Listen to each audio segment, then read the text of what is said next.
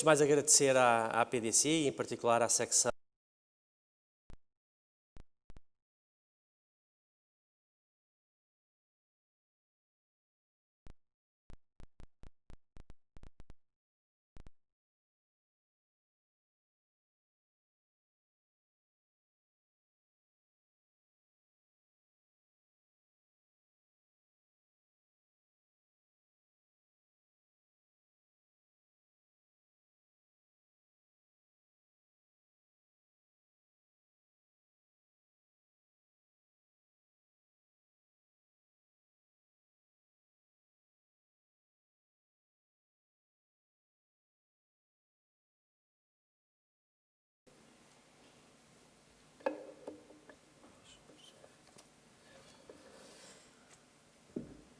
Bom dia. Bom dia. Estão-me a ouvir? Sim. Eu não vou usar aqui o púlpito, não tenho jeito, por isso prefiro que esta nossa apresentação sobre a transformação digital e o impacto nos recursos humanos tenha características diferentes de uma apresentação formal. Eu ontem, no início do Congresso, houve uma coisa que me agradou muito mesmo, porque num tema tão digital, as pessoas devem estar em primeiro lugar. E ao ver a Mafalda entrar no grande auditório, pensei e tive a certeza de que aquilo que vos vinha hoje a apresentar tem, com certeza, as pessoas em primeiro lugar. E a Mafalda é um bom exemplo, e todas as Mafaldas são um bom exemplo daquilo que é o impacto que o digital pode ter na nossa vida, como facilitador, como integrador, e, acima de tudo, para quem fala de recursos humanos, como globalizador. Muitos dos problemas que hoje nós identificamos à escala global nos projetos de outsourcing têm a ver precisamente com aquilo que é o potencial humano. E por isso, nesta nova realidade que vivemos globalmente, o principal agente diferenciador são as pessoas. Eu vou usar na minha apresentação muitas vezes o termo pessoas, pela importância que tem no sucesso daquilo que hoje estamos a conversar e a falar, que é a transformação digital. O problema surge quando, muitos dos desafios que nos são colocados diariamente às nossas organizações, encontramos o problema entre quantidade e qualidade e, claramente, um desencontro enorme sobre aquilo que são as competências.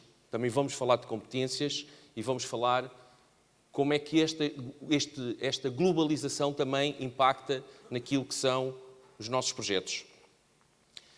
Por isso estamos a entrar numa guerra, eu diria, total pelo talento. Mas é curioso também, porque ontem eu apanhei uma frase da Mafalda que dizia o seguinte: o digital ao serviço da mobilidade, da qualidade de vida dela é muito importante, sim. Não há digital sem a pessoa e sem pessoas não há digital.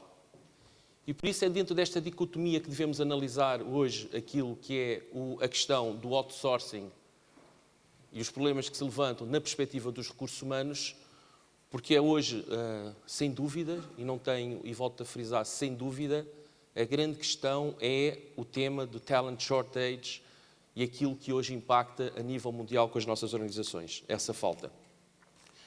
Gostava-vos então de introduzir um tema, Human Age. E eu diria que o Human Age, até Human Age 2.0. O Human Age tem a ver com um conjunto de forças, sim, de pressupostos económicos, de ambientes de trabalho que são caracterizados, não sei se alguém já ouviu falar ou já se ouviu a expressão VUCA, mundo VUCA.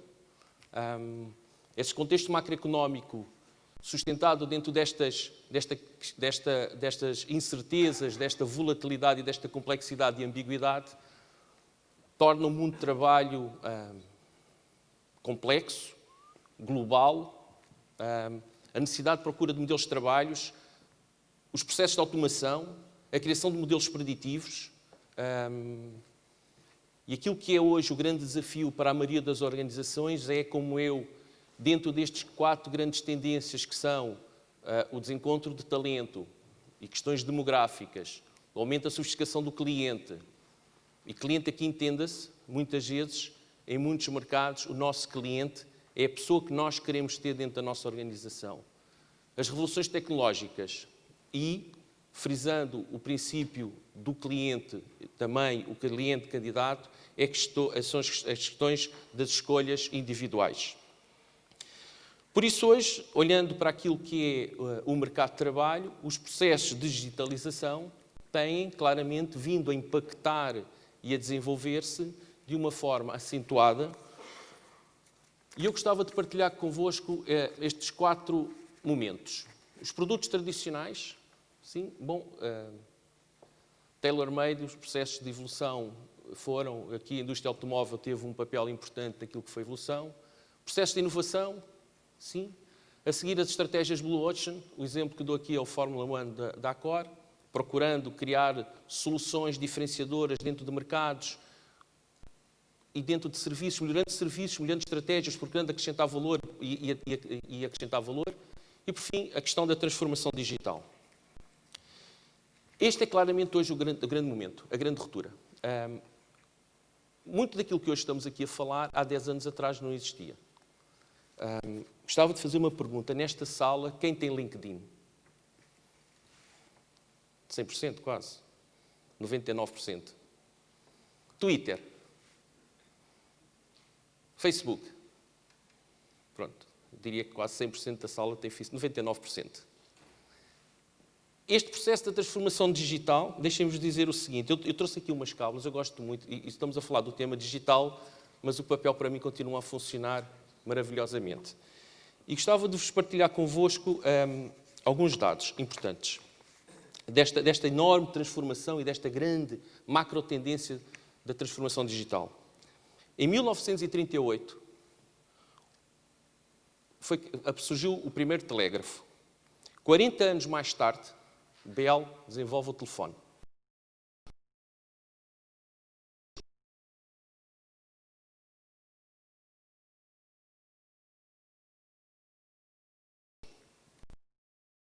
Televisão, computador e novo shift. 40 anos mediaram esta evolução.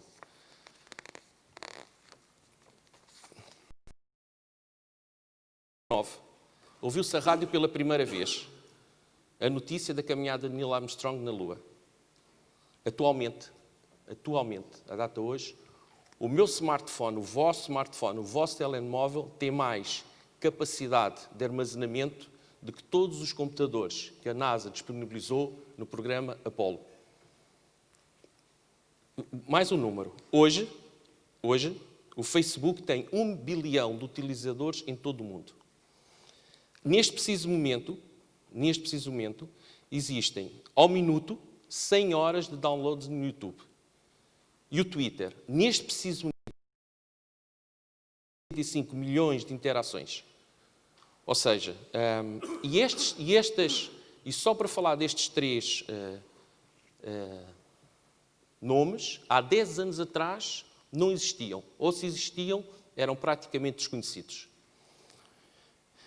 Gosto muito, nesta transformação digital, de citar o Anel Goldmin. Para quem não sabe, é um ex-empregado da Google, que foi o estratega da Primavera Árabe.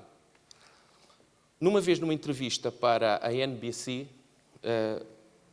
este senhor disse o seguinte, quando lhe perguntaram, mas como é que vocês conseguiram, em tão pouco tempo, criar este impacto, quer junto das vossas pessoas, quer à escala global? Muito simples. Utilizamos 3 ferramentas. O Facebook para organizar os protestos. O Twitter para os coordenar. E o YouTube para mostrar ao mundo. E fizeram a Primavera Árabe. Por isso, o impacto desta fase, que eu diria que não sei onde vai acabar, mas provavelmente eu daqui a pouco vou ter que parar a minha apresentação porque devo estar a receber uma chamada. Vou-me perdoar, eu vou ligar o dedo e vou ouvi-la. Está bem? Este é o caminho da transformação digital que todos nós assistimos. Agora, não podemos, e mais aqui como curiosidade, para percebermos esta aceleração, mostro-vos estes números. Pinball, provavelmente muitos de nós jogamos pinball. O que aconteceu até 94, 93, 94 e a partir de 94, 95, com o crescimento das unidades de aquisição de PlayStation. Hoje o pinball é praticamente ninguém compra porque ninguém quer ter algo que seja rotineiro, não é? Quer dizer, chegar lá, está sempre a fazer o mesmo. Hoje os miúdos querem é comprar PlayStation, querem que os pais e querem que até os próprios pais gostam de comprar os jogos e gostam de interagir e gostam que sempre a novidade. Por isso, o número de PlayStations que tem vindo, dados até 2004. E outra informação interessante, imprensa escrita e imprensa online. A partir de 2000, e aqui este volume esta venda de jornais, o número, tem a ver com vendas de jornais e publicidade. Vejam o que é que aconteceu na transformação digital, o online. A quebra acentuada da imprensa escrita em volume de vendas, inclui vendas de jornais, revistas, mas também publicidade, e o crescimento acentuado daquilo que são a imprensa online. Bom, é aqui que estamos. Por um lado, a tecnologia avançar rapidamente à procura de soluções para facilitar a nossa vida. Por outro lado, temos as pessoas, temos este imenso mundo que eu não sei quantificar, é impossível quantificar pela rapidez e pela pressão que nos coloca no dia-a-dia,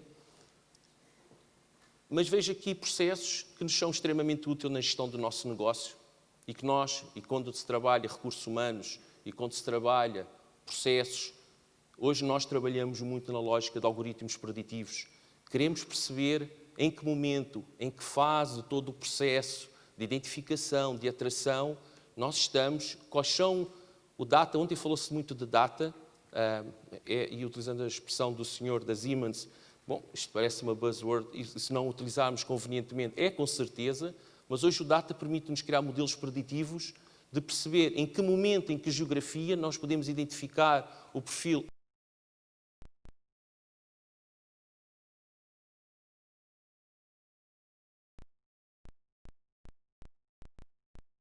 maior, eficiências melhoradas, novos modelos de trabalho, novas práticas de recursos humanos, novas fontes de talento e experiências personalizadas. Bom, as plataformas online de trabalho tornam mais fácil encontrar o talento, mas muito mais difícil de reter. E essa hoje é uma realidade que provavelmente todos nós sentimos. O mundo mudou, o mundo está em constante transformação, os mercados emergentes têm uma enorme capacidade de atração pelos desafios que são colocados. Os miúdos hoje, há uma geração que está no mercado de trabalho que não quer comprometimento, não quer novidade, quer desafio, quer aprender coisas novas, não quer criar rotinas, não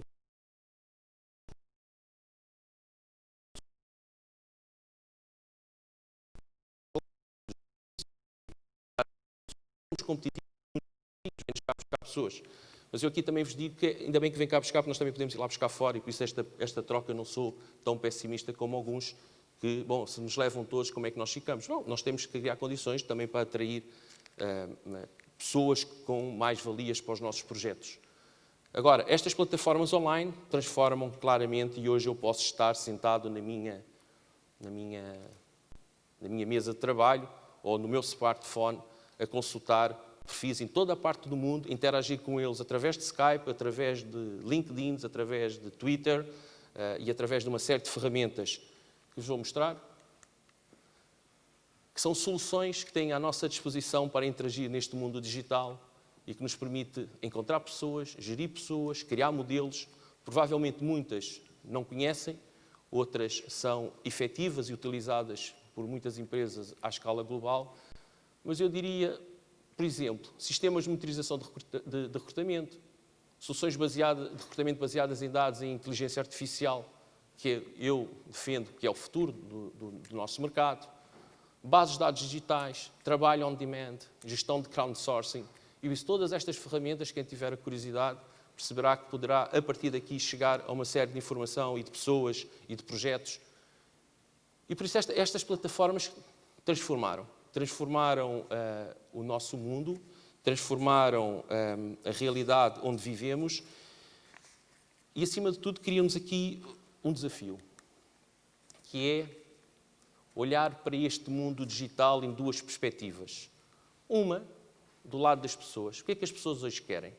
O que é que o talento, aquilo que nós procuramos, aquilo que continua a dizer e que a Mafalda tão bem ontem disse, que é o que é que me adianta ser sofisticadamente digital se as pessoas não podem utilizar? O que é que interessa? O que é que interessa eu poder dar as melhores soluções se depois as pessoas não têm acesso, não usam, e se aquilo não melhora a nossa vida? Por outro lado,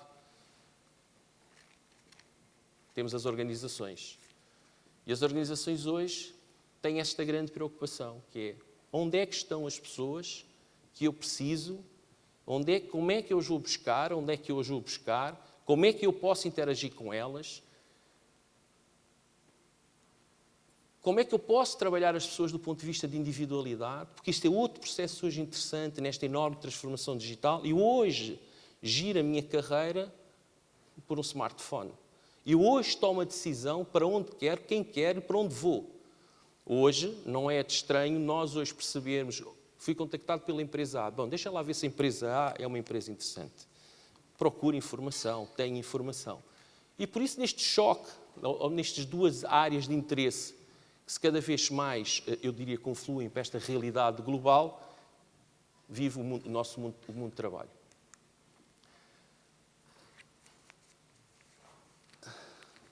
Gosto particularmente deste gráfico, que é uma expressão, eu diria que em Portugal há uma expressão que se diz, primeiro aceita-se e depois, bom, algo que entra no nosso dia-a-dia, muitas vezes sem nós nos apercebermos, e a partir do momento, sem nos apercebermos, ela faz parte do nosso contexto.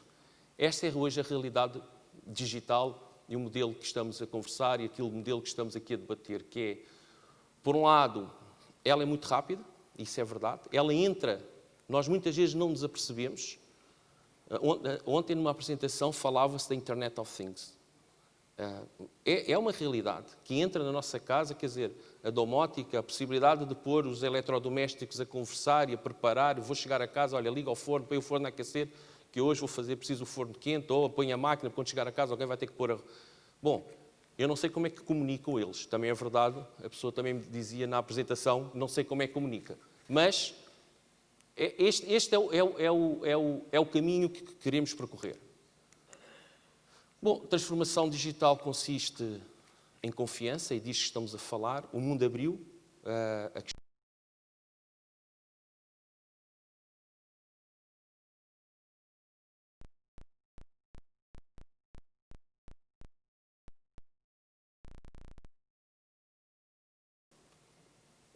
de 66% do público informado confia nas empresas, mais do que confia nas entidades governamentais ou na comunicação social.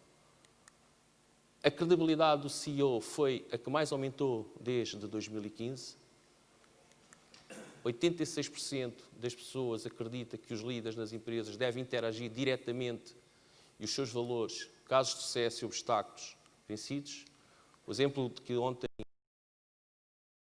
da forma do modelos de trabalho, da forma da ruptura com o passado, com o open space, não há lugares, não há postos fixos. Isto tem a ver com isto. E depois chegamos àquilo que é a grande transformação hoje dos recursos humanos neste mundo digital. Entendemos que hoje há 3 áreas em que os recursos humanos e quem trabalha digital, quem trabalha pessoas neste mercado tem que ter. Por um lado, ser um especialista em supply chain. A lógica da oferta e da procura e quais são as estratégias que devemos adotar entre negócio e captação de talento.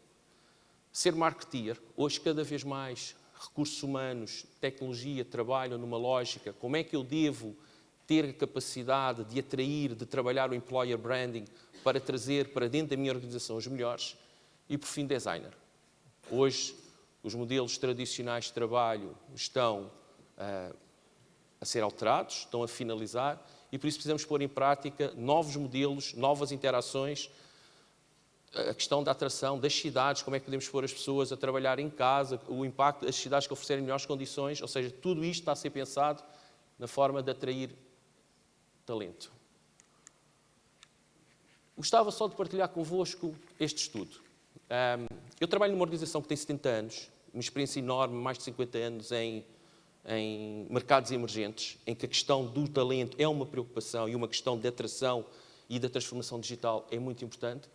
E eu diria o seguinte, temos vindo a assistir, e é curioso, 2015, o estudo de 2016 só sai agora no final de novembro, 38% hoje dos nossos empregadores, vamos assim chamar, que entraram neste inquérito, sentem dificuldade em preencher as suas vagas, os lugares em aberto. Trago-vos também, em termos de curiosidade, esta infografia que diz o seguinte. Os países da primeira linha são aqueles que mais dificuldades têm em preencher vagas. Japão, Peru, Hong Kong, Brasil e Roménia. Os de baixo são os que têm menos dificuldades. Aqueles que criaram condições de melhor atração, quer do ponto de fiscalidade, quer do ponto de condições de trabalho. Portanto, o de cima, claramente, países em crescimento ou expansão, o Japão está ali. Mas o Japão tem uma questão de forte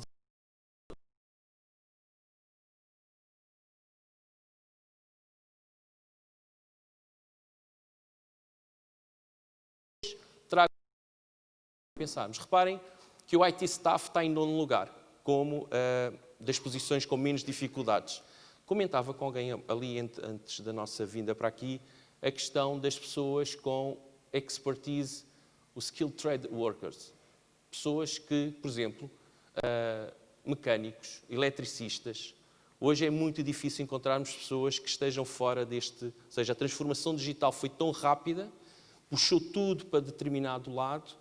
Hoje, pessoas que nós necessitamos no nosso dia-a-dia, por exemplo, arranjar um cano em casa, bom, ganha mais, provavelmente, tem o seu rate hour, se calhar eu diria, muito superior do que tem um programador Java. Ou não há, e abunda um pouco, muito difícil.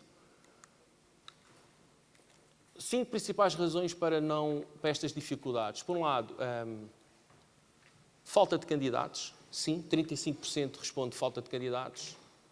34% competências técnicas, 22% falta de experiência, 17% falta de, vamos chamar, de soft skills e, por fim, as questões financeiras.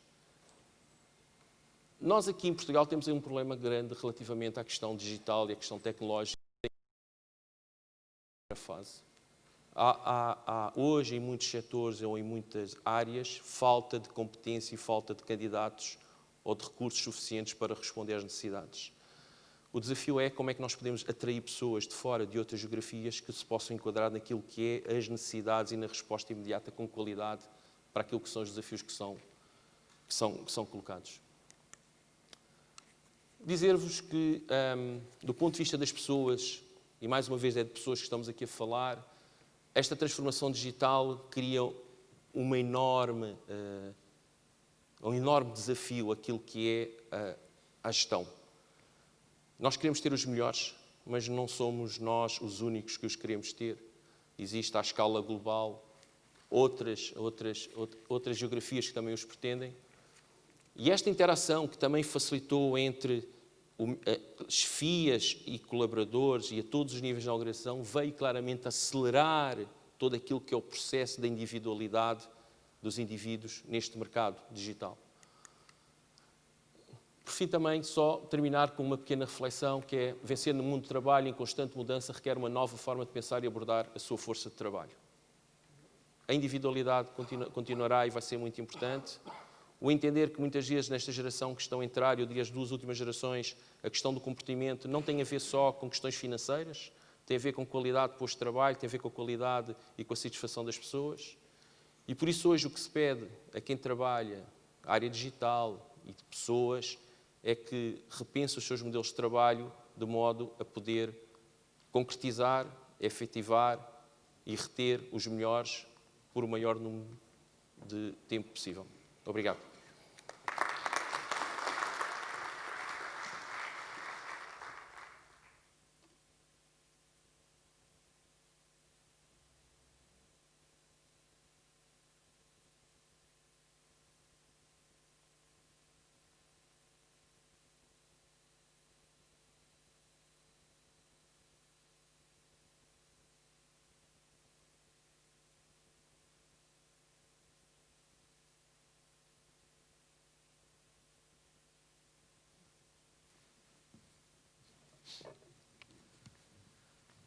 Muito bem, vamos então iniciar o nosso debate e eu vou fazer uma breve apresentação dos nossos convidados, muito rapidamente, a começar aqui pela minha direita.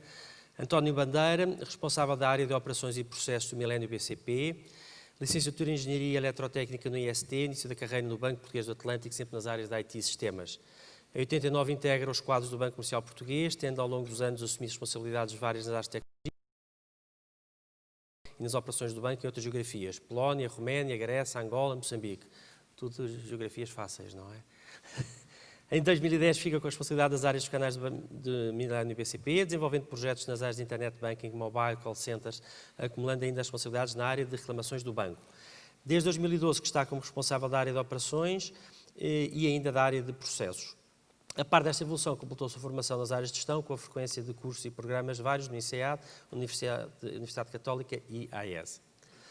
Logo a seguir, Luís dos Santos Correia, Presidente da Câmara Municipal de Castelo Branco, é licenciado em Organização e Gestão de Empresas pelo ISCTE, lecionou no Instituto Superior de Matemáticas e Gestão no curso de Contabilidade e Administração, pertenceu ao Gabinete Técnico de Apoio aos Associados na Associação Comercial e Industrial de Castelo Branco, também exerceu as funções de Diretor Financeiro na Escola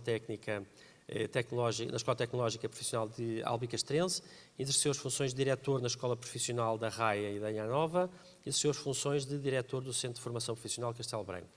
Foi vereador na Câmara Municipal de Castelo Branco, exerceu funções de Administrador dos Serviços Municipalizados de Castelo Branco, Água, Saneamento e Resíduos e exerceu as funções de Presidente do Conselho de Administração da Unidade Local de Saúde de Castelo Branco. Atualmente exerce as funções de Presidente da Câmara Municipal de Castelo Branco. A seguir, Manuel Maria Correia, líder da Unidade Enterprise Services da HPE, é licenciado em Engenharia Informática e de Computadores pela Universidade.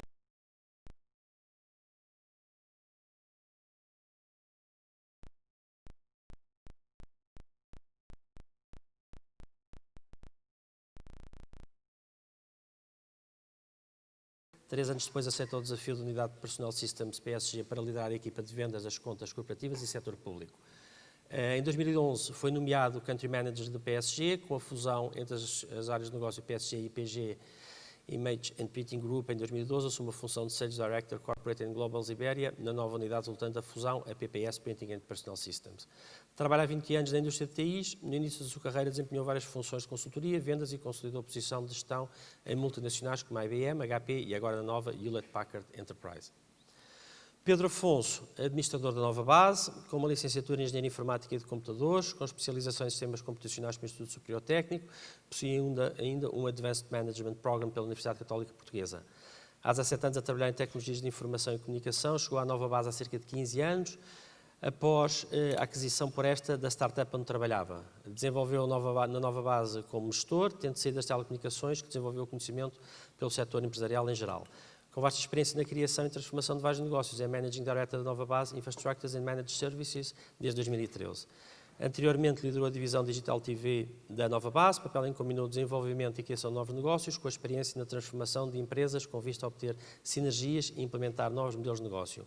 Liderou e concretizou o processo de M&A desta divisão. Foi ainda administrador de várias empresas do grupo relacionadas com a Nova Base Capital, a área que trabalha com o capital de risco da Nova Base. E, finalmente, o Sérgio Moraes, que é o Presidente da secção Portugal Outsourcing da APDC, é formado em Gestão de Empresas, é também Diretor-Geral da CIBS Processos e a trabalhar há mais de 15 anos em Business Process Outsourcing. O currículo que eu tenho aqui do Sérgio é curto, mas ele é, de facto, um homem do outsourcing desde há muito tempo, tem muito mais do que aqui pode transparecer neste currículo. Bom, este é rapidamente o currículo dos nossos convidados, são pessoas muito ligadas não só à área das TIs, mas também às empresas e à vida das empresas, em diversos setores de atividade. E eu pegava na apresentação que o Pedro Amorim fez e começava pelos recursos humanos, porque, de facto, os recursos humanos são a ferramenta mais valiosa que temos, tanto no outsourcing, nas TIs, na transformação digital, para tudo onde passamos. Eu tenho algumas perguntas que são para todos, outras depois mais vocacionadas para alguns. Nada impede que todos falem e agradeço que falem, até das perguntas que sejam mais dirigidas aos outros, porque, enfim, temos aqui um ambiente mais de diálogo, é sempre mais rico e tem mais valor. Mas a primeira pergunta que eu tenho para todos é esta questão dos recursos humanos. Enfim, a ideia que temos e o que os estudos dizem é que há escassez, de facto, de recursos humanos para a área das TIs, há pouca formação, se calhar a formação que temos, ainda por cima, não se consegue reter em Portugal. Isto não tem que ver só com o outsourcing, tem que ver com IT, tem que ver com a formação de técnicos de programação, tem que ver com a adaptação ao mundo digital, a adaptação das pessoas que nós também temos nas nossas empresas e que precisamos de adaptar a esta nova era. Como é que cada um de vocês, as vossas empresas, vê este tema dos recursos humanos na área das tecnologias? Começava pelo António Bandeira. Bom dia a todos. Eu, em primeiro lugar, quero agradecer o convite que me foi endereçado pela BBC. Eu, em relação aos recursos humanos, nesta atividade tão específica que é a banca, nós temos, eu diria que não somos diferentes em relação àquilo que são as necessidades de recursos especializados da IT ou de outras disciplinas, naquilo que nós hoje chamamos o mundo digital, mas desde sempre que tentamos, quer na perspectiva de valorização dos nossos recursos internos, quer na perspectiva de recorrer a entidades externas no sentido de complementar as competências que, não existindo dentro de casa, são necessárias, tentamos, obviamente, que este grau de complementariedade continue a existir. E eu repare, eu referia explicitamente não apenas o tema da atratividade e da retenção de talento, que no caso da banca, eu diria que não é fácil. Se calhar a banca era há 20 anos atrás um setor muito atrativo para quem saiu de uma faculdade. Hoje, claramente, não o é. Aliás, há um ranking que classifica de forma muito clara a atratividade de setores quando sai de uma faculdade e, de facto, a banca aqui tem que recorrer claramente a parceiros externos, quer no desenvolvimento de serviços, quer na complementaridade daquilo que são as suas competências internas. Mas é importante referir que isto não é verdade apenas para o desenvolvimento de novas soluções, é também verdade para as estruturas a todos os níveis da organização. Quer dizer, nós não precisamos só de técnicos, precisamos que, do nível mais baixo de estrutura ao nível mais alto, haja uma total e completa percepção e sensibilidade para a gravidade que um tema como este tem, quando as organizações querem transformar e na altura em que estamos, em que o digital, eu diria que nos aparece pintado quase nas paredes, é fundamental dotar-nos deste tipo de competências. De facto, é um desafio que eu acho que todas as organizações têm, a banca não é exceção, mas em que aqui temos que recorrer àquilo que são as nossas armas e ao mercado para, entre aspas, lidar com o problema. Reforço mais uma vez o tema. É fundamental nas organizações que todos os níveis estejam perfeitamente cientes que esta capacidade tem que existir, não apenas no nível mais alto, mas também no nível mais alto da estrutura das organizações. E é assim que nós, eu diria que de uma forma muito geral, é assim que nós estamos a tentar ultrapassar as dificuldades que esta evolução, que este novo paradigma que nos está a colocar. Muito bem. Luís dos Santos Correia, em relação à Câmara, enfim, a Câmara já são grandes empresas também, tem necessidade de TIs também, portanto é um problema que se coloca também às câmaras. Mas eu, em relação à Câmara, adicionava aqui uma componente, é a oferta formativa, por exemplo, na área de Castelo Branco, é algo que pode ser diferenciador. Qual é o papel das câmaras também neste aspecto dos recursos humanos, da retenção, da atratividade e da formação destas pessoas que são tão necessárias a esta atividade? Muito bom dia e obrigado pelo convite para estar aqui presente à PDC.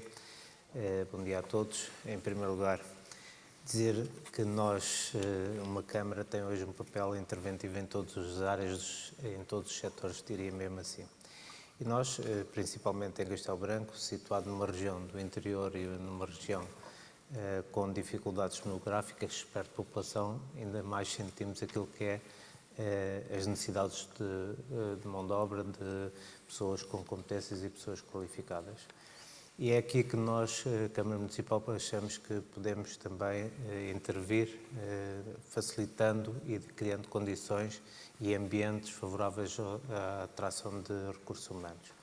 Em primeiro lugar, porque procuramos manter todo um ambiente público, uma cidade requalificada, com forte requalificação, com espaços e com uma dinâmica muito agradável para as pessoas viverem. Tem sido essa, desde logo, procurar uma atratividade a partir daí, dar-lhe condições de vida modernas que provavelmente hoje não existem nas grandes cidades e é aqui um motivo de diferenciação, desde logo, que procuramos fazer. Segundo, procuramos saber aquilo que são as dificuldades do Instituto Politécnico, dos centros de formação que nós temos e procuramos, em parceria,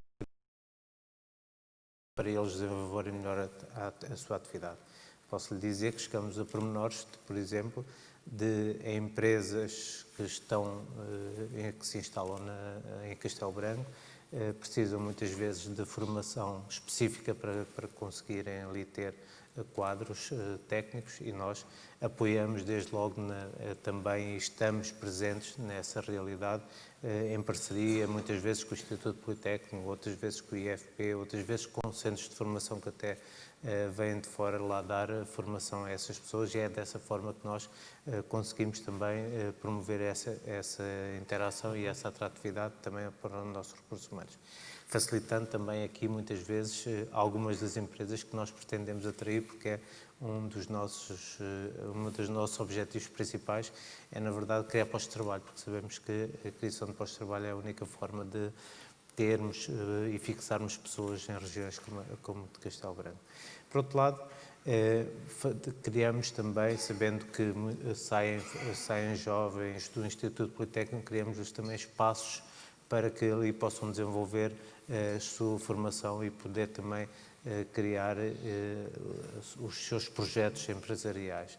Por isso temos hoje uma dinâmica muito forte com a criação de um centro de empresas inovadoras, onde permitimos e damos todas as facilidades, eu diria quase pagamos para que as pessoas, para que os alunos que saem do Instituto Politécnico criem ali as suas empresas e ali se fixem, e é dessa forma que nós podemos criar alguma facilidade para a fixação de pessoas e dos recursos humanos pretendidos para as empresas naquela região. É criar, no fundo, um ambiente muito favorável e intervindo muito direcionadamente, com muita eficácia, naquilo que é as necessidades pontuais de formação, as necessidades pontuais de ambiente, para que ali se possam instalar, muitas vezes até chegando ao pormenor, de determinadas parcerias, até conseguirmos arranjar para que os recursos humanos ali fixem habitação e financiarmos até essa fixação. Este é o papel de uma autarquia que tem que fazer hoje um esforço cada vez mais virado para estas matérias, virado para aquilo que é o desenvolvimento da economia, aquilo que, tendo consciência daquilo que é a realidade que ainda agora vimos deste mundo tecnológico e com estas transformações que aqui se falou e que aqui temos presentes muito precisamente. Para além da fixação desses recursos e da valorização dos recursos humanos numa região, também há outros aspectos que fazemos e que procuramos intervir, mas que com certeza depois falaremos. Sim, não, eu acho que, de facto, as autarquias têm vindo a assumir um protagonismo muito grande no acolhimento de atividades ligadas à tecnologia. Já vamos voltar a esse ponto, ver como é que é, de facto, para além da matéria de recursos humanos, as autarquias podem, de facto, ajudar a criar competências e fixar competências em Portugal. Mas eu passava agora ao Manuel Maria Correia. Enfim, a HPE é uma empresa de tecnologia e, portanto, o vosso lado do vosso lado é ainda mais importante esta questão da obtenção de talento, da retenção de talento, da formação de pessoas para os serviços, que são os serviços que vocês prestam, que é o vosso core business. Como é que vês esta questão dos recursos humanos nesta área do outsourcing da transformação digital? Bom, antes de mais, bom dia a todos. Também agradecer o convite à PDC para estar aqui. É um prazer e um gosto estar num ilustre painel com os meus colegas.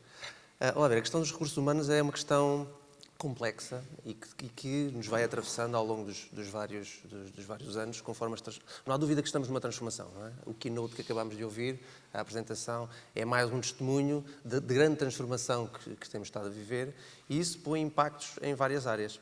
Eu recordo-me que há 2 ou 3 anos estava num fórum deste género, em que apresentava um estudo feito pela HP na altura, sobre como é que o mundo ia ser em 2020. Portanto, ainda foi os primeiros estudos sobre isso. Hoje em dia toda a gente fala sobre o 2020 já como uma meta, que de facto está. Eu diria que óbvias, os temas da cloud, os temas do Big Data a crescer, das aplicações, mas havia também um capítulo sobre os recursos humanos. E nessa altura falava-se que os recursos humanos iam alterar-se completamente. E aquele capítulo ainda soava uma coisa assim futurista, recordo-me perfeitamente. E quando estava ali sentado e a pensar, e portanto veio-me esta imagem à cabeça, porque de facto nós já estamos agora a entrar nessa transformação. E estes 2 dias aqui na PDC, portanto hoje é o segundo, são também um alerta para isso. Ontem estive numa daquelas sessões do Ignite, que foi muito engraçado ontem, e reparei que alguns dos miúdos que estão ali, eu chamo de miúdos, porque nós obviamente já estamos aqui há uns anos, mas são eles também já profissionais, portanto já estão também no mundo do trabalho, já olham para nós, as multinacionais, como as empresas old-fashioned. Já não os atraímos da maneira que, e como dizia ali o António, como a banca atraía aqui há uns anos, e como nós próprios, que tínhamos a HP, que foi o criador de Silicon Valley, aquele ícone da tecnologia, já não tem esse, se calhar, esse salero para trazer esse talento que está nas universidades hoje em dia. Portanto, tem que fazer mais. Portanto, esse é, de facto, um desafio. Estas empresas multinacionais e nacionais também, obviamente, que prestam serviços na área da tecnologia, nomeadamente baseados em serviços, têm aqui um desafio que é muito grande. Essa transformação está a acontecer e, portanto, eu acredito que nós estamos a fazer tudo para nos adaptarmos. Portanto, há novas profissões a aparecer. Portanto, aqui há 20 anos apareceram os project managers e os solution architects e tudo isso, não é? Portanto, nós vimos aparecer essas profissões e agora temos os data scientists e os scrum masters e por aí fora. E, portanto, de facto, são pessoas e são jovens que têm características diferentes, procuram outro tipo de coisas. Portanto, nós temos que criar as condições para atrair este tipo de talento, porque ele é essencial para que a inovação e para que os serviços que nós prestamos sejam eles de facto eficazes. Portanto, esta é uma questão que nos preocupa, até porque depois temos aqui um outro fenómeno que também que é muito forte. Nós vivemos num mundo globalizado e o tema da globalização afeta de facto os recursos humanos. Hoje em dia, tarefas que antigamente precisávamos para executar e contratávamos 10, 15, 20 recursos, hoje em dia elas são feitas nos centros de offshore no mundo inteiro, a um custo mais baixo. E, portanto, nós temos que, de facto, olhar para os nossos recursos, como é que os podemos aproveitar, como é que os podemos diferenciar para, assim, trazer essa diferenciação e essa transformação e transformá-la em valor para os nossos clientes e para o mercado em geral. Muito obrigado. Pedro Afonso, Nova Base também trabalha com pessoas da área das TIs. Como é que vê este problema? Claro. Antes de mais, a Nova Base é uma empresa portuguesa com metade do seu negócio fora de Portugal e, portanto, tem do ponto de vista de exposição toda a dinâmica internacional que isso acarreta. Depois, os nossos ativos são, de facto, as pessoas que a gente tem lá dentro. E focando aqui um pouco no tema deste congresso, que é o tema da transformação digital, eu diria que, se formos lá atrás, à Revolução Agrícola e à Revolução Industrial, o que aconteceu foi profundo na história da humanidade. Portanto, na primeira, o homem deixou de ser sedentário para passar a ser... deixou de ser caçador para passar a ser sedentário, e na Revolução Industrial passou a trabalhar uma máquina que pertencia a um capitalista, que depois, mais tarde, era o seu patrão. E, portanto, isto teve uma...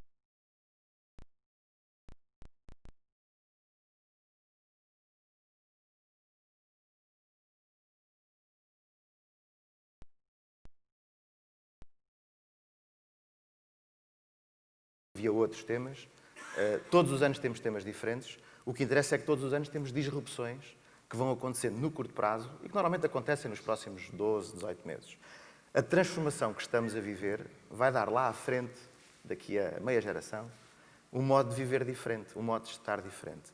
E isso vai ter um grande impacto sobre a forma como nós sentimos, como nós nos relacionamos, mas de forma muito profunda. Se calhar nós vamos ser diferentes como seres humanos. E as pessoas que nós hoje criamos nas nossas escolas, porque as nossas empresas criam escolas lá dentro, é por isso que nós temos centenas de pessoas, as empresas de outsourcing têm centenas de pessoas, milhares de pessoas nos seus quadros, criam escolas próprias dentro das suas organizações e, portanto, essas escolas têm que ter isto em consideração, este contexto. Esta questão das atividades TI e do mundo digital são coisas que se ligam, mas são coisas ligeiramente diferentes. Enquanto que... Vamos às universidades, por exemplo. Nós temos cursos de engenharia, das áreas mais tecnológicas, e formamos excelentes engenheiros, e depois temos escolas de gestão, que formam excelentes gestores. Mas nestas áreas que nós estamos a trabalhar, se calhar falta uma área do saber, que não está preenchida, que é a engenharia de serviços. Como é que se gerem estes serviços? A engenharia de serviços. Falta um between, estas duas coisas, que não existe hoje, logo à porta da universidade. E muitas vezes somos nós as empresas que temos que fazer esse caminho. Aliás, é isso que fazemos hoje, na nossa vida, no nosso dia-a-dia, que é criar essas escolas dentro das próprias empresas. E, portanto, há aqui um caminho de evolução a fazer no ecossistema em que nós estamos integrados, que começa, obviamente, à saída das universidades, que depois continua dentro da empresa e que depois tem, de alguma forma, uma repercussão naquilo que é o outcome do nosso trabalho. Depois, os profissionais que nós vamos formando e que vamos, entre aspas, tendo nos nossos quadros, têm eles próprios que fazer um caminho pessoal de maior integração com os outros, de muito maior ligação aos outros, não só aos seus colegas, porque trabalham normalmente em equipas muito grandes, mas também aos clientes e aos clientes dos clientes, que são tipicamente as pessoas que nós servimos em última análise. Portanto, todo este cuidado é preciso ter e muitas destas coisas nós temos que fazer, de facto, no âmbito das empresas e, muito provavelmente, o ecossistema tem condições, noutras vertentes, nomeadamente nas universidades ou até na escola, de colocar aqui algumas matérias, algumas disciplinas que são, de facto, necessárias introduzir para que esta transformação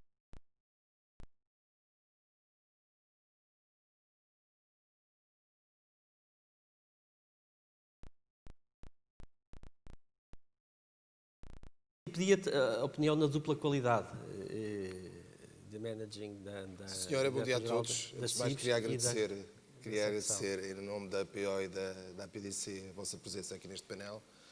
E a começar primeiro por... Eu penso que o diagnóstico está feito, não é? Portanto, o diagnóstico é que temos um conjunto de profissões que, neste momento, por via do digital e por via da evolução da própria economia, não têm emprego, portanto, a situação de Portugal.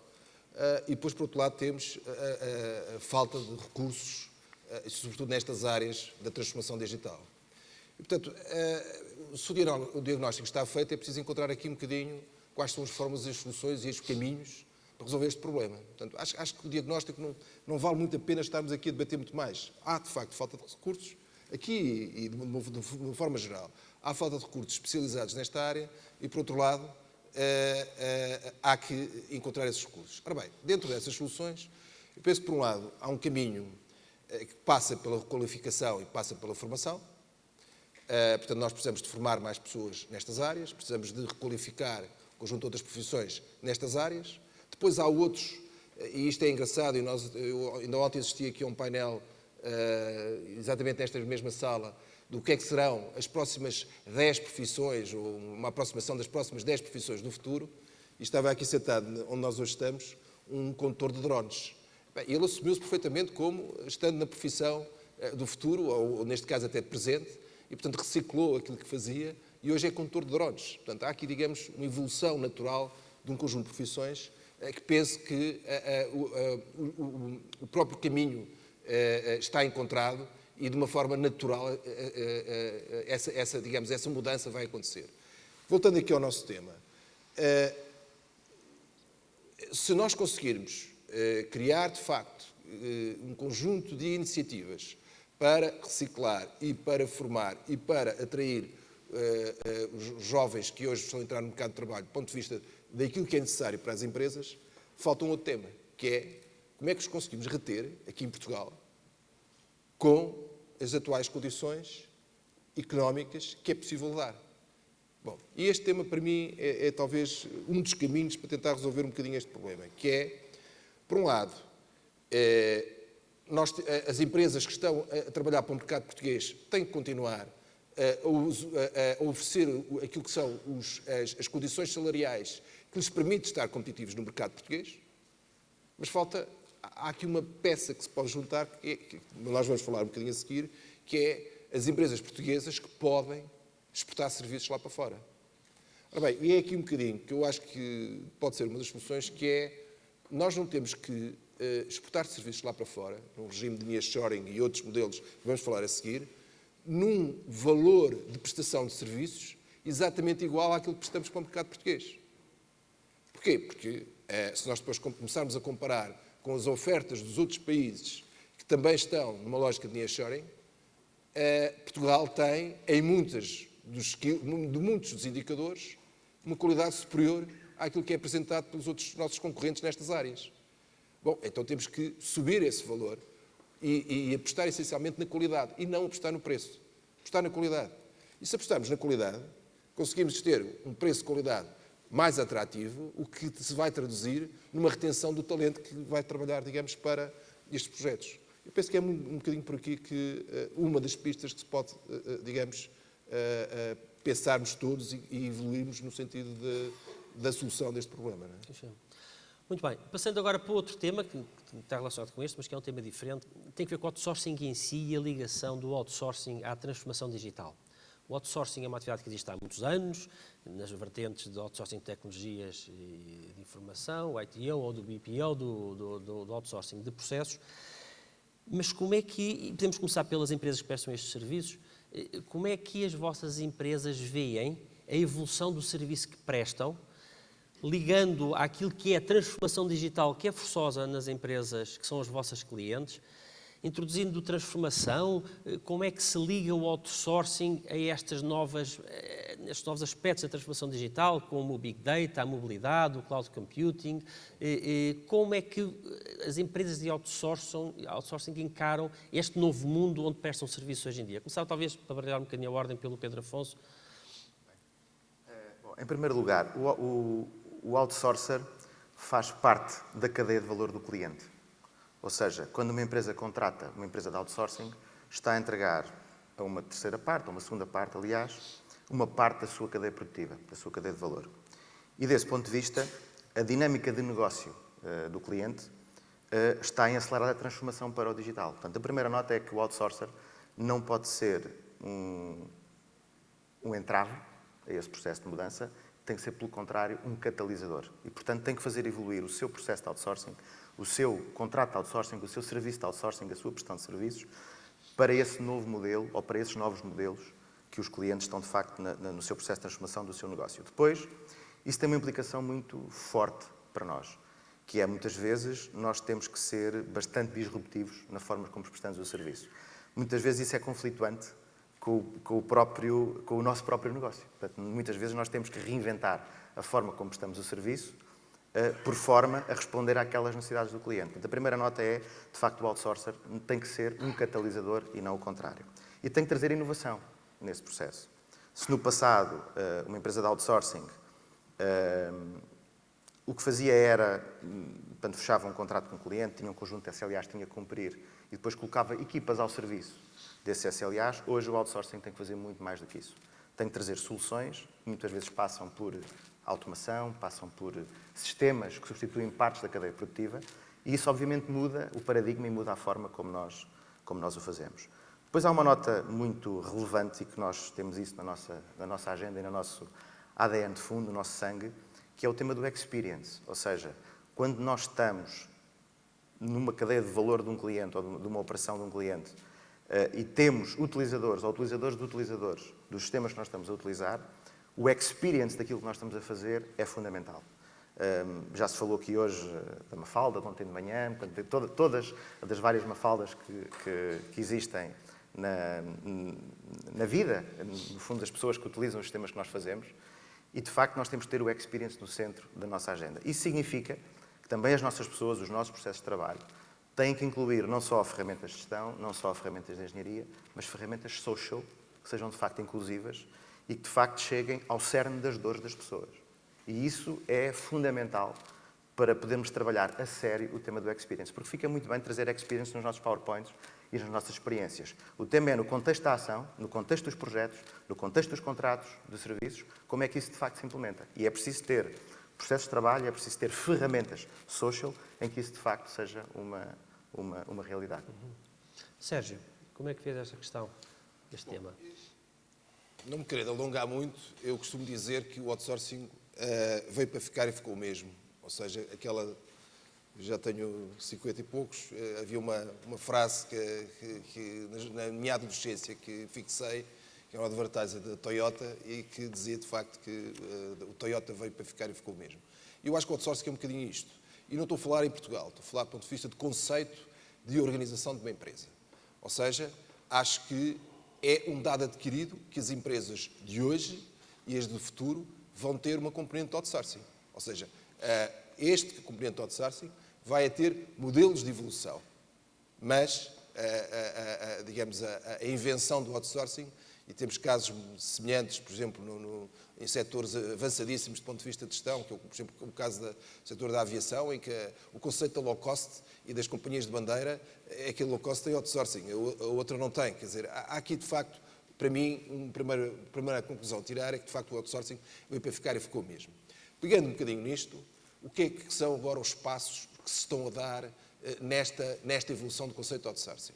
Passa muito pelo digital e passa essencialmente por uma questão que é, eu como empresa, quando estou a fazer outsourcing daquilo que não me é diria, essencial do ponto de vista de core business e que posso pôr em fora, vou pôr fora o processo, depois vou pôr o IT ou vou pôr a responsabilidade daquilo que quero pôr em fora. E penso que é esta a evolução que se está a fazer neste momento. Ou seja, até para a experiência e para a empresa onde eu trabalho, é nessa área específica que nós trabalhamos, nós não fazemos, ou melhor, aquilo que assistimos é o pegar, digamos, no problema, pegar no processo, seja um processo de front office, seja um processo de back office, tem que ser um processo que eu como empresa, não tenha a necessidade de ter internamente para me diferenciar da minha concorrência. Se isso não se faz, se isso não se passa, então vamos pôr em outsourcing. Mas vamos pôr em outsourcing end-to-end. Não vamos pôr só as pessoas, não vamos pôr só o IT. Não, vamos de uma forma agarrada tentar que alguém fora se possa responsabilizar por isso. E isso, numa primeira fase, daquilo que eu chamo modelo as-is. Ou seja, nós estamos a fazer assim dentro, agora vocês têm que fazer assim fora e têm que se responsabilizar por aquilo que são os SLAs, o controle de qualidade, um conjunto de indicadores, para que eu esteja satisfeito e esteja tranquilo com o processo de estar fora. Depois, a seguir, temos uma coisa, que é quem tem capacidade para transformar esse processo, automatizando o processo, introduzindo melhorias do ponto de vista desse processo, que seja responsável também para o acompanhamento da evolução, seja tecnológica, seja do ponto de vista do processo de negócio.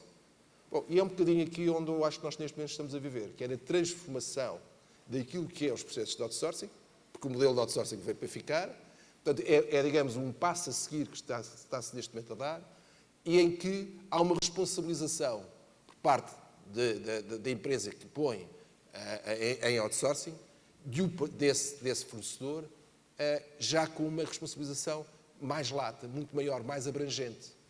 E, de facto, quando isto acontece, o que é que acontece na minha empresa que fiz outsourcing? Eu transformei custos fixos em custos variáveis.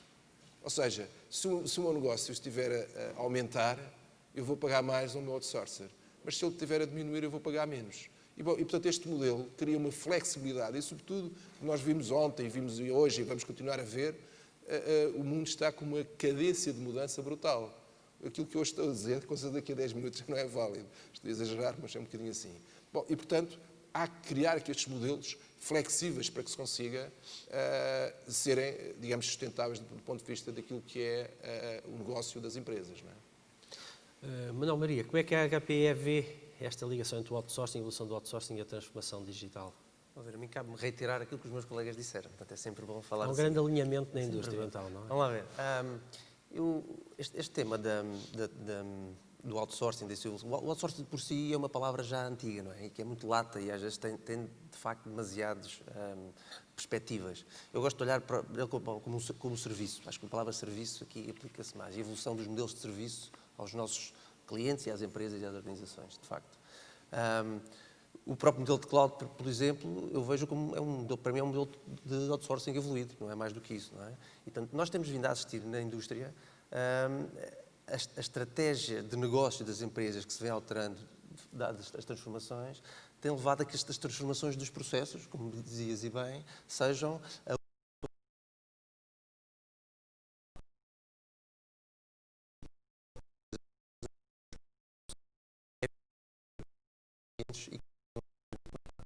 o papel é, de facto, acompanhar os nossos clientes e acompanhar as organizações a que elas consigam manter-se competitivas no mercado. Aquela ligação entre o IT e o negócio, hoje em dia, já não se fala sobre ela porque ela já é evidente e ela já tem mesmo que existir. Portanto, o mundo digital e tudo aquilo que é tecnologia são o enabler para que esta estratégia possa, de facto, ter sucesso.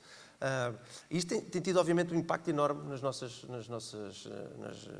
empresas, nas nossas organizações, e temos estado nesse caminho também de aprender em conjunto. Hoje em dia, um contrato, e como dizia o Pedro e bem, com os SLAs, etc., isso é um dado adquirido, já ninguém olha para os SLAs. Os SLAs têm que estar cumpridos, ponto. Mas a partir daí começa a discussão, como é que vamos transformar este processo? Que inovação é que me vão trazer para que eu possa ser mais eficiente no meu negócio? E, portanto, é esta a exigência que o mercado nos faz e é esta a transformação que nós estamos a ter para conseguir, de facto, responder a esta expectativa. Portanto, esse é o grande impacto. Muito bem. António Bandeira, esta é a visão dos prestadores de serviços, dos vossos prestadores de serviços, vocês enquanto clientes, e a banca é um cliente exigente, porque a banca, aliás, foi precursora dos grandes outsourcings, tem sistemas de informação muito sofisticados, é uma atividade altamente regulada. Como é que na banca se vê esta ligação entre o outsourcing e a transformação digital? E já agora, passando para a próxima pergunta também, e pedir que fizesse essa ligação, quais é que são as vossas preocupações neste momento, a vossa experiência e as vossas preocupações nesta evolução, enquanto setor altamente regulado e sofisticado em matéria de tecnologias? Bom, é sempre agradável estar numa mesa de debate em que eu apareço como cliente e tenho 3 potenciais fornecedores. Isso faz-me lembrar os meus tempos em que eu estava no IT e agora sou cliente do IT. Mas eu contava-vos um episódio recente que eu acho que nos ajuda a perceber muito bem este mundo de transformação em que estamos. Eu estava há pouco tempo num seminário de uma consultora estratégica, 200 pessoas na assistência, executivos topos da organização, e a primeira intervenção do keynote speaker, que é um bocadinho Estado-nação do processo de digitalização. E ele olha para a assistência e a primeira coisa que diz, olha-nos nos olhos e diz: metade de vocês estão mortos, só que vocês ainda não sabem. Bem, o pessoal ouve aquilo, olha tudo uns para os outros, está tudo Saber bem. qual é que estava morto. E ele desenvolve a conversa. E, portanto, a conversa é desenvolvida, eu diria que na urgência do processo de transformação para o digital, todas as organizações têm. E o outsourcing aqui, na perspectiva que hoje temos, é uma perspectiva completamente diferente da que tínhamos há 10, 20 anos atrás, em que se fazia outsourcing para reduzir essencialmente uma base de custos fixa. Hoje queremos muito mais do que isso. E a banca não é exceção. E, portanto, o Sérgio falou em processos não core, vocês falaram, obviamente, da criação de valor. Quando pensamos naquilo que está na base de um qualquer novo processo, pensamos tipicamente em custos, níveis de serviço ou, se quisermos, eficiência interna, não perdendo sempre, também foi referido, a ótica da experiência de cliente. E cada vez mais nós estamos um bocadinho, eu diria que nessa onda, quando transformamos, vamos à procura de acrescentar valor aos serviços que prestamos aos nossos clientes, e para isso é fundamental tudo isto. Nós temos feito nos últimos 30 anos, eu diria que não há nenhum tipo de outsourcing que não tenhamos feito. Quer o mais tradicional e tático, quer o mais sofisticado, que leva à transformação de processos, como o Sérgio referia, end-to-end. E isto é fundamental, porque só criando valor para o nosso cliente é que nós conseguimos aportar valor às organizações, mais uma vez em termos de custo e eficiência, e traduzindo isso em real valor para o nosso cliente. Mas é importante perceber que este movimento de outsourcing tem que ser feito de uma forma integrada. A banca, naquilo que são os seus serviços mais tradicionais, e eu estou a pensar aqui naquilo que genericamente designamos por momentos da verdade na relação do nosso cliente connosco, na abertura de conta, na contratação de um crédito, ou em serviços que prestamos a entidades como penhoras e outros. Nós temos, e isto é um bocadinho a minha visão, temos que criar um ecossistema da qual a banca faz parte, mas em que o processo de digitalização tem que chegar a todos. E isto tem que ser visto na perspectiva de cliente. Eu, enquanto cliente, se vou ao banco abrir uma conta,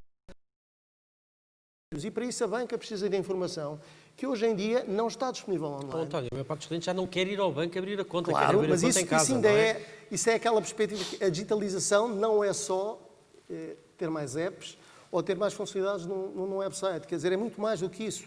E a criação deste ecossistema, em que a própria administração pública, conservatórias, autoridade tributária, tribunais, câmaras, tudo isto tem que fazer parte da criação deste ecossistema. E todas as entidades que participam disto têm que ajudar à criação de enablers que permitam que, de facto, e no nosso caso na banca, nós possamos, por exemplo, conceder um crédito sem ser um martírio e arranjar ao cliente, o cliente arranjar toda a documentação que é necessária para que, no fim, nós possamos fazer, obviamente, esta operação. E, portanto, conseguir reunir à volta de uma mesa todos estes intervenientes deste ecossistema é claramente um caminho que temos que claramente perseguir. E, portanto, a oportunidade que eu vejo é claramente criarmos em conjunto este ecossistema com todas as entidades intervenientes.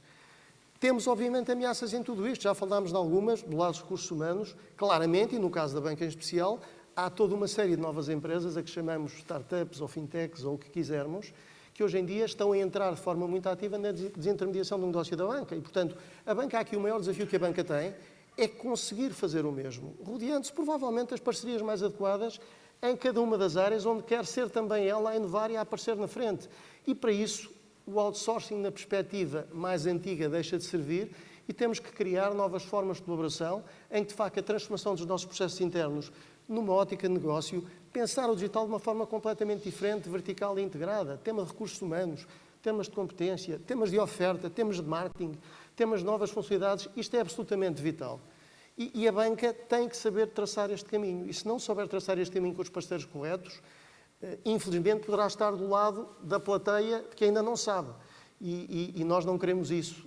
E sabemos que, sendo um setor que está a atravessar um período particularmente difícil desde uns anos a esta parte, com a diminuição significativa daquilo que é a dimensão de negócio, e estando a apostar muito, obviamente, na sua racionalização interna do ponto de vista de custos, e acho que a banca em geral o está a fazer, é fundamental traçar bem este caminho. E, portanto, para isso temos que contar também com novos modelos de outsourcing, modelos mais adaptados às nossas necessidades e que nos ajudem a transformar os nossos processos internos e a forma como fazemos banca. Mais uma vez, hoje, como o Fernando acabou de referir, temos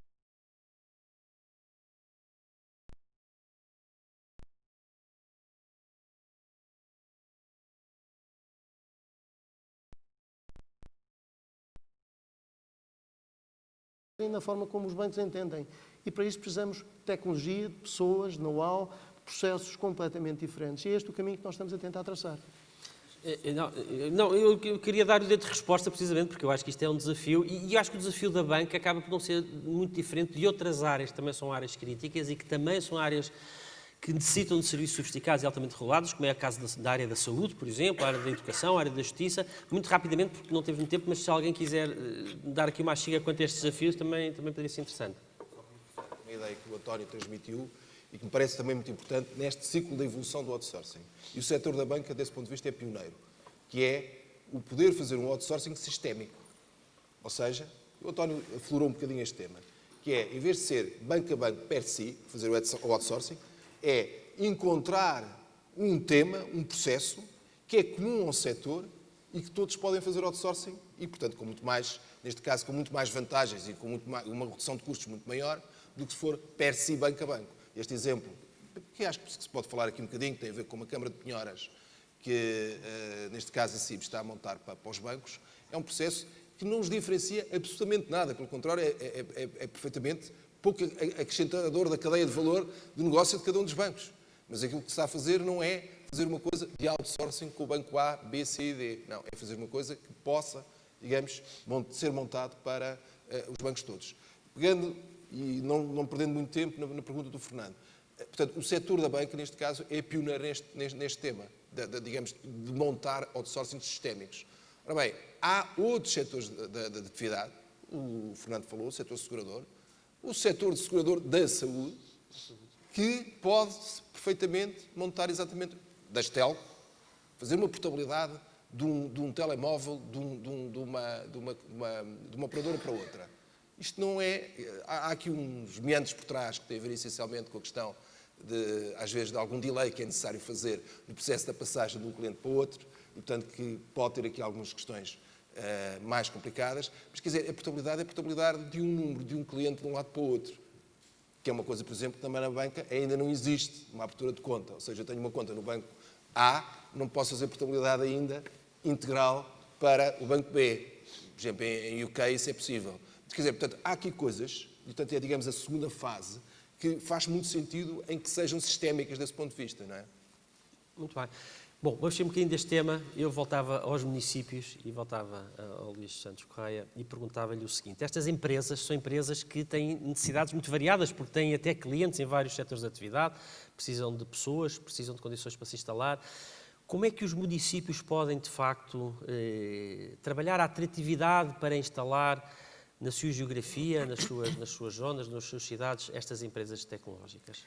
Podem, neste momento, trabalhar muito e podem ser, na verdade, parceiros. Eu falo parceiros, mas quase poderia dizer que não sou cliente nem fornecedor, sou fornecedor destas empresas todas que aqui estão comigo. Porque o que nós pretendemos hoje é ir ao encontro daquilo que são necessidades e sabemos que é importante hoje nas empresas diminuir os custos fixos e passarem a ter mais custos variáveis. Mas mais do que isso, nós também temos que perceber que os custos variáveis têm que ser o quanto mais baratos e com a melhor qualidade possíveis. Nós temos aqui uma intervenção possível também nesta matéria, que é aquilo que temos feito. para além daquilo que já referi na primeira vez que falei, relativamente àquilo que são as parcerias, no sentido de ser facilitadores nos recursos humanos, ser facilitadores até na instalação das empresas, aquilo que nós temos feito é a criação de espaços que fornecemos e disponibilizamos, desde logo, de uma forma de atrairmos estas empresas para os nossos territórios. Sabemos que hoje muitos destes trabalhos que aqui estão a ser referidos, estes serviços que as empresas prestam, tanto podem ser prestados aqui em Lisboa como podem ser prestados, por exemplo, em Castelo Branco, como é que nós nos diferenciamos, criando condições para que as empresas se ali instalem. Posso lhe dizer, inclusivamente, que nós até damos uma facilidade de pagamento a estas empresas, porque nós geralmente não queremos que nos paguem financeiramente, queremos que a única forma de pagamento para os nossos municípios é a criação de postos de trabalho. Isto é também uma vantagem, nós disponibilizarmos muitas vezes espaços em que o único pagamento que as empresas nos prestam é a criação dos postos de trabalho numa localidade. E é isto que temos feito, diferenciando-nos assim, espaços com qualidades para que as empresas se ali instalem e sendo também, nessa instalação, sempre um parceiro nos mais diversos aspectos, quer na contratação dos serviços que precisam naquela localidade, quer procurando e ajudando a procurar, inclusivamente, habitação para os recursos humanos que ali estão. Às vezes até disponibilizando temporariamente ou durante determinado tempo alguma habitação que nós temos para alguns recursos humanos mais diferenciados e que precisamos de ter mais força de atração para os levar para aquelas localidades. E é nesta forma que também prestamos, no fundo, um serviço a estas empresas para que ali se possam instalar e julgo que até inclusivamente contribuindo para que os serviços sejam mais baratos ou tenham maior rentabilidade nesse aspecto para as empresas que aqui estão ao meu lado e para outras que estão aqui à minha frente. Me diga uma coisa, vocês também têm um papel importante na obtenção de apoios. Há muitos apoios comunitários para as zonas do interior do país. Eu acho que é um aspecto que começa a ser explorado, mas não ainda totalmente. Há, de facto, vantagens em termos de apoios, para além desse que referiu, financeiros, de apoios comunitários, programas comunitários, para o interior do país, que também ajudam à fixação de empresas aí, não é? E isso é outro papel que nós fazemos muitas vezes, é ir com as empresas aos sítios onde se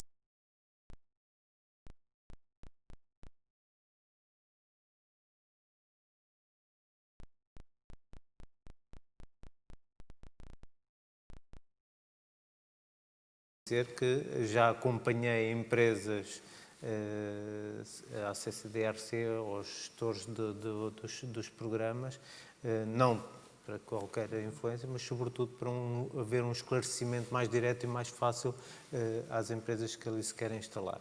Isso é outro aspecto daquilo que eu costumo dizer, que hoje uma autarquia pode fazer um papel de facilitador a todas as empresas. E existe também, no interior do país, eu penso que fala-se pouco, uma oferta educativa já a nível de institutos politécnicos e universidades, que também tem uma capacidade formativa importante para as pessoas de que estas indústrias necessitam, não é verdade? Sim, felizmente já existe capacidade formativa, mas muitas vezes essa capacidade formativa é preciso ajustar àquilo que são as necessidades próprias das empresas que ali se instalam.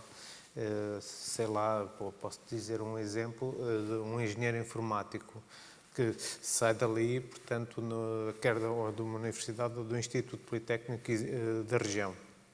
Mas se for para lá uma empresa que necessita de um aspecto específico na área da engenharia informática, de alguma formação muito específica, de maiores competências nessa formação, nós muitas vezes, em diálogo com esses institutos politécnicos, em diálogo até porque as próprias empresas têm os seus formadores e nós facilitamos na instalação dos formadores das empresas, em diálogo também com os institutos politécnicos e com as universidades, no sentido de criarmos condições para essa formação específica e até muitas vezes, como não gostava de dizer, mas vou dizê-lo, como financiadores de formação que nós temos, mais uma vez, no sentido de conseguirmos garantias necessárias para que ali se fixem os recursos humanos para que as empresas ali continuem com os seus postos de trabalho, porque é a única forma para nós de estancarmos muito esta perda de população que existe em Portugal, mas sobretudo em todo o interior. Claro.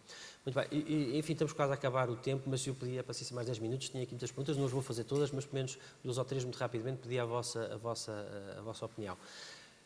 Qual é que é o segredo para que o outsourcing, num ambiente de transformação digital, seja um caso de sucesso? O que é necessário para termos um outsourcing que resulte e que acompanhe esta transformação? Pedia rapidamente a vossa opinião, talvez começar pelo Sérgio e fazemos depois de lá para cá. Bom, como em tudo, há que contratualizar, e quando digo contratualizar não é... Claro que depois temos que passar para a Não, parte os contratos escrita. são sempre muito importantes e convém ser bem assessorados, porque é por ali... Passa a e a coisa publicidade aqui depois- para o Fernando. Não, Passa é aqui a verdade, publicidade. isso é um aspecto importante. Mas o conteúdo do contrato é que é importante no sentido seguinte, que é preciso contratualizar aquilo que é a relação entre a empresa e o outsourcer. E eu diria que, de uma forma geométrica, vejo normalmente o seguinte. Vejo, de facto, 2 quadrados em que são as responsabilidades de cada um dos lados. Há também responsabilidades da empresa que faz outsourcing. Isso é fundamental e, por vezes, isso é esquecido. Portanto, há, digamos, um quadrado de responsabilidades da empresa que faz outsourcing, do outsourcer, e depois tem que haver um quadrado, digamos, a juntar estes dois. Estas relações de outsourcer fazem-se também com, digamos, com um modelo de parceria. O problema, sim senhora, foi para fora, mas também continua a ser um problema meu. Eu também estou dependente, eu como empresa que estou a fazer outsourcing, também estou dependente daquilo que vai ser o sucesso do meu outsourcer. E, portanto, acho que é um bocadinho nestes quadrados, não é? Por um lado é preciso desenhar bem quais são os 2 quadrados e depois é preciso ter a consciência de que existe um quadrado à volta. Isto do ponto de vista daquilo que é a minha experiência, do ponto de vista de forma de sucesso. Deixando só aqui mais uma nota. Depois há, de facto, que eu não sei se hoje vamos ter tempo aqui de falar, os riscos disto, que isto não é só maravilhas, não é?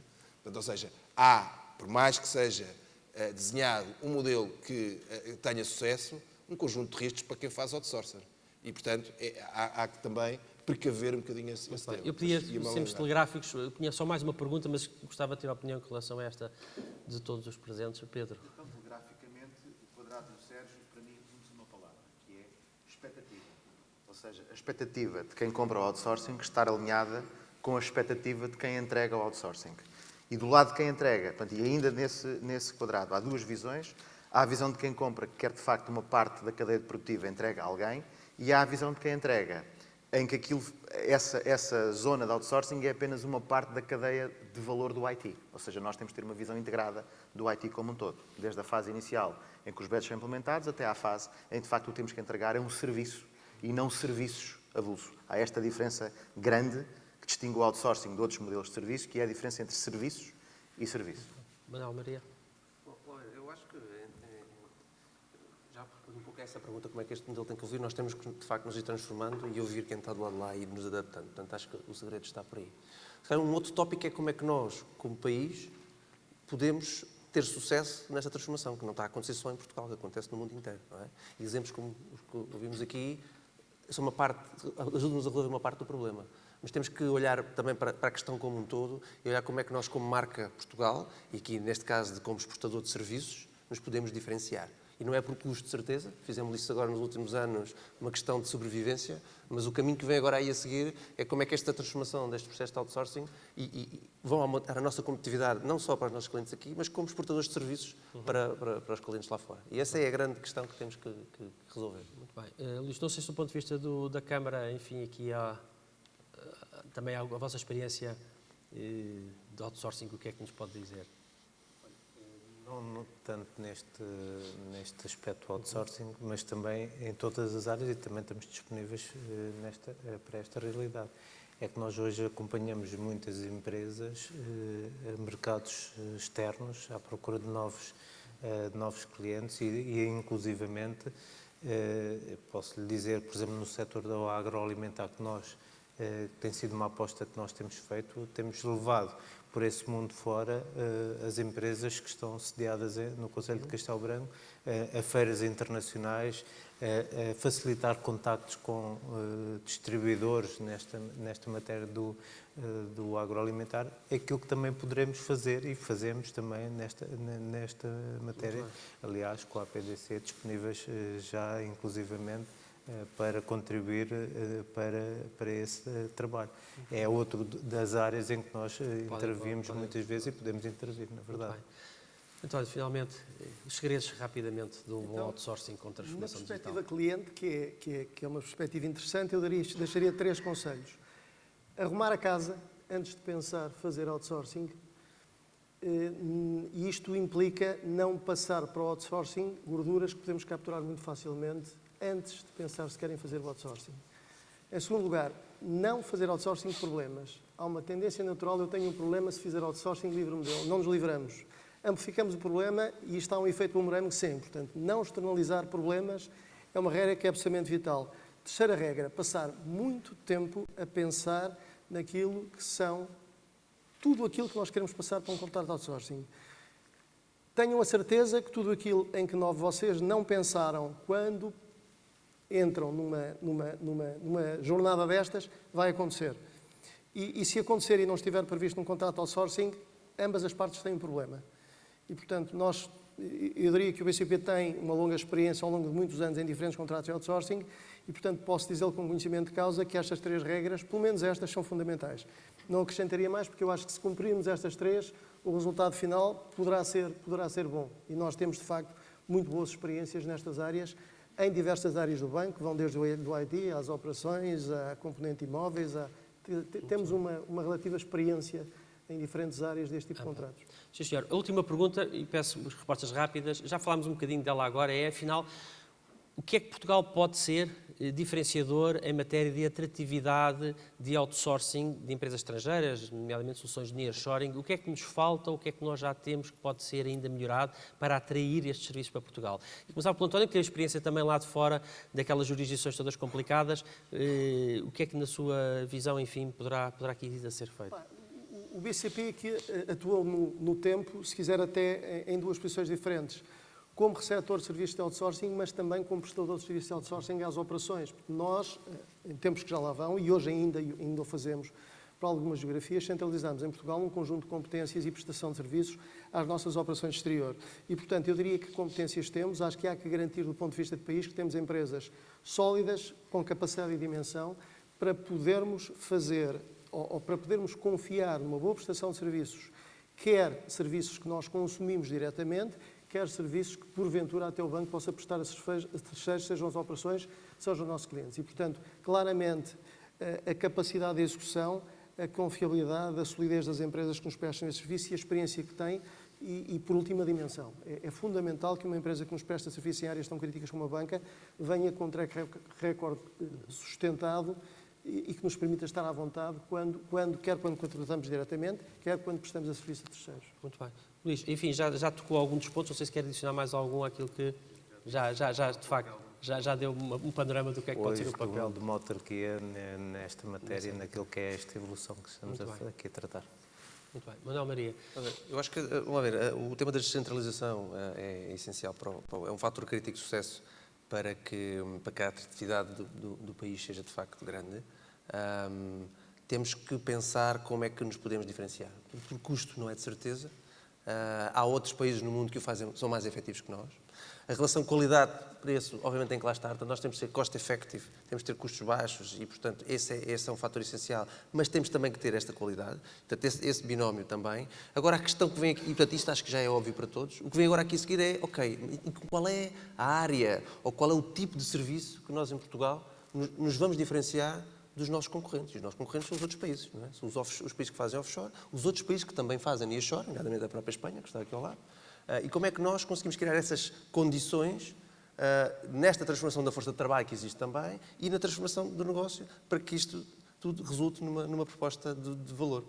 Há algumas respostas, todos nós temos as nossas opiniões sobre umas e sobre outras. Há caminhos que já estão a ser traçados, no setor financeiro, em algumas áreas de BPO também.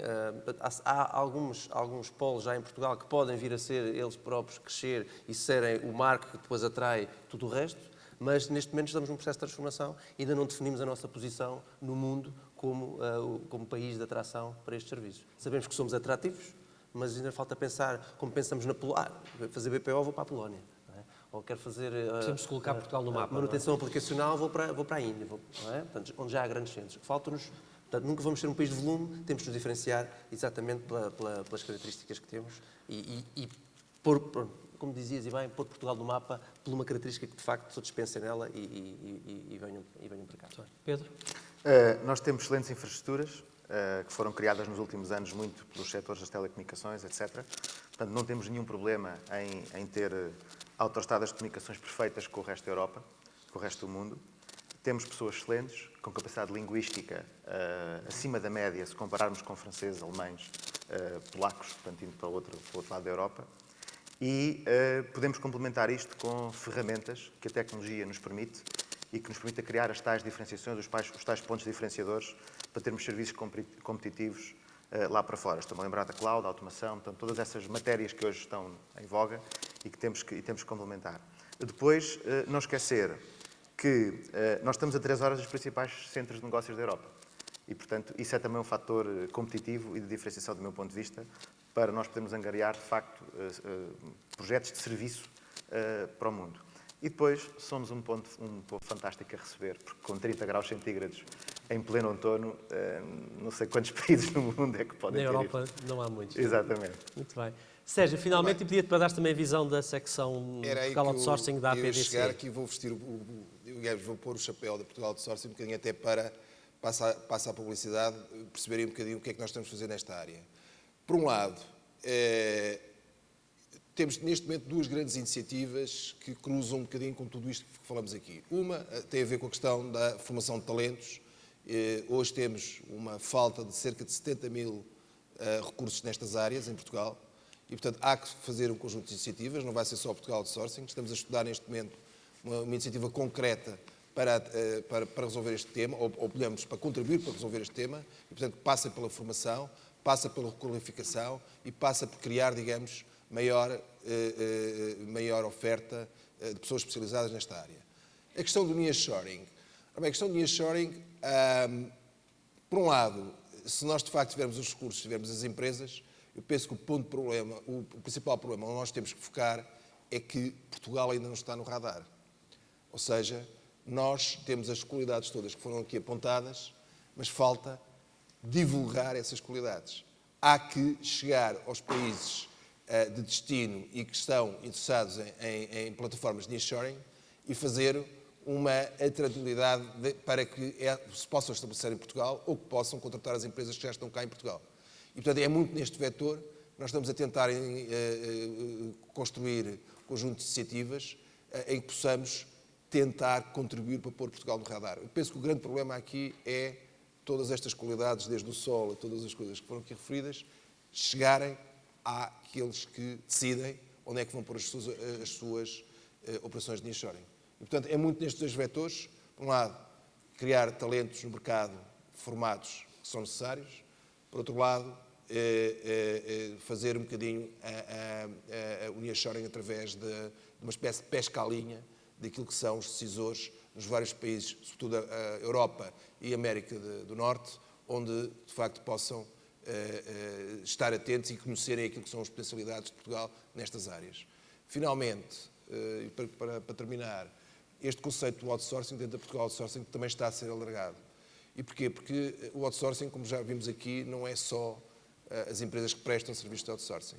E, portanto, estamos a juntar outro tipo de players, outro tipo de entidades que possam contribuir para este ecossistema do outsourcing.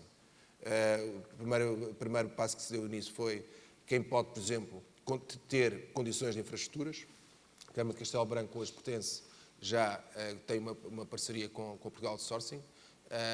Vamos, portanto, ir à procura de quem nos pode, digamos, dentro deste modelo de outsourcing, contribuir para ter uma disponibilização da parte das infraestruturas. Depois há a questão das pessoas, em que pensamos que uma ligação tanto ao mundo universitário como ao mundo politécnico pode ser importante para isto. Portanto, estamos essencialmente a deixar esta mensagem, estamos a alargar este conceito de outsourcing para não ser só aqueles que hoje prestam as empresas de serviços de outsourcing.